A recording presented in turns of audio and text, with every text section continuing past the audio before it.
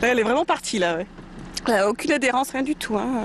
Voici ce qui peut arriver notamment en cette période hivernale sur une route glissante. Ici, au centre Centaure, situé au bord de la 43, l'île d'Abo, on apprend aux stagiaires les bons réflexes pour garder le contrôle de son véhicule. L'erreur qu'il ne faut surtout pas commettre dès qu'on sent que la voiture dérape un tout petit peu, c'est de se jeter sur la pédale de frein. Alors bien sûr, c'est le réflexe naturel, parce que comme on sait qu'on a été un peu trop vite, on se jette sur les freins. Il ne faut jamais faire cela.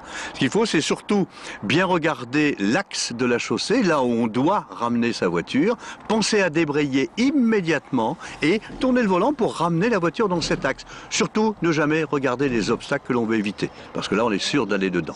Des obstacles, justement, il y en a beaucoup sur cette piste spéciale, arrosée régulièrement pour la rendre plus glissante.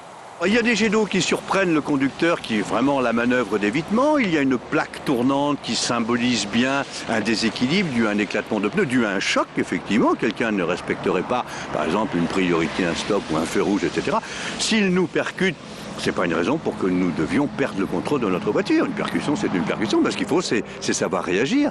Bon, il y a les voitures en mousse, bien évidemment, qui symbolisent de vraies voitures à éviter. Il y a un tas de pièges comme cela. Des pièges qui surprennent et déstabilisent. Oui, assez surpris, notamment par les dérapages et la façon dont on doit les récupérer en débrayant, qui n'est pas tout à fait ce dont je me souvenais. Donc je suis très surpris de tout ce qu'on apprend aujourd'hui et c'est vraiment, je pense, très utile.